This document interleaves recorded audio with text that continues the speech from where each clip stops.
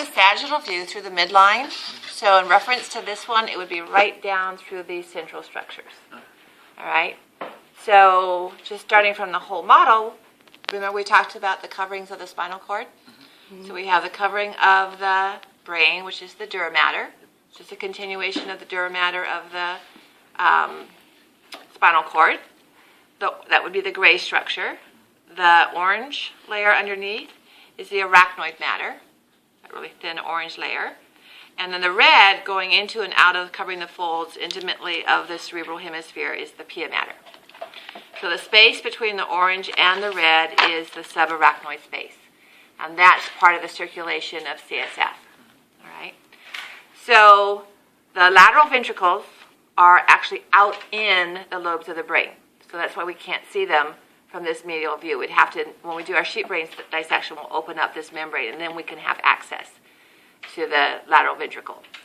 So out in the frontal lobe, towards the posterior aspect of the frontal lobe, and then going into the occipital lobe, and then out into the temporal lobe, we have the lateral ventricle.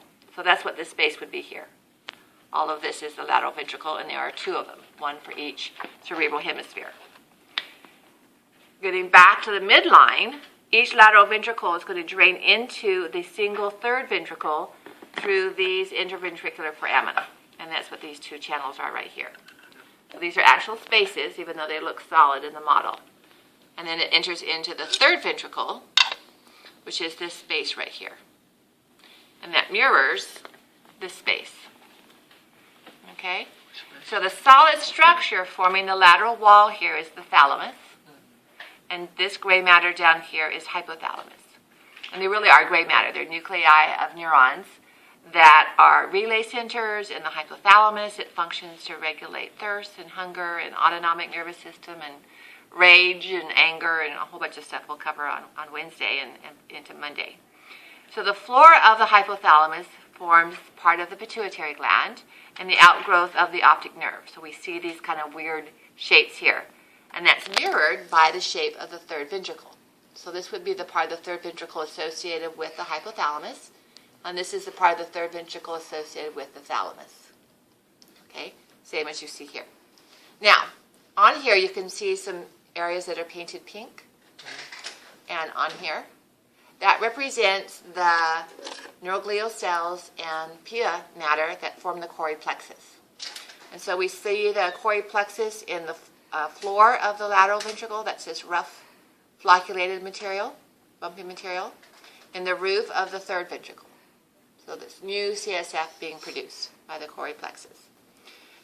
This bump right here creates this hole right here, and that's where two parts of the thalamic nuclei touch each other and bridge that gap. So the space between my fists would be the third ventricle, and the two thalami touch each other. There's no fibers crossing back and forth. It's just two masses that touch.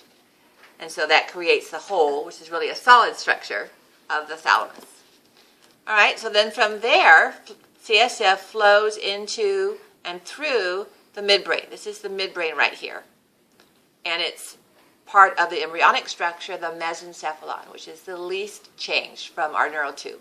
And so our ventricular system looks the most like a neural tube. Very small and narrow. And that's the cerebral aqueduct. So if we look here, again, very slender channel, that's the cerebral aqueduct. Okay? When we get into the pons and medulla, this is the pons, and this region here is the medulla oblongata. Remember, they were formed from the rhombencephalon, and as they form, they bend. And as they bend, that neural circular tube flares outward. And that creates a diamond-shaped space, which is the fourth ventricle. And that's what this is right here. So this diamond-shaped space here is the fourth ventricle. These two components here are the two lateral aspects, which are the lateral apertures. And then right here, we would have the median aperture. So CSF fluid, as it flows, can go through the fourth ventricle, out the lateral aperture or out the median aperture into the subarachnoid space between the pia mater and the arachnoid matter. Or it can continue down the spinal cord through the central canal and into the subarachnoid space around the central canal from the bottom of the spinal cord. All right. Then on Monday, we'll look at that sequence, and it drains from the subarachnoid space. It drains into what are known as dural sinuses. It's really a part of the dura mater where it splits. It's not truly a blood vessel. It doesn't have smooth muscle. It's a gap in the dura mater that travels along the superior surface and a few other places. And the arachnoid matter forms, you might want to zoom in on that, forms these small granulations known as arachnoid villi. And that's there. The CSF fluid would cross into that dural sinus across that, and now it returns back to the blood supply.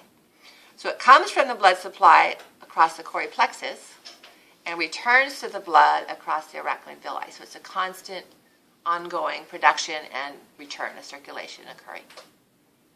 Okay? Okay. Thank you. Mm-hmm.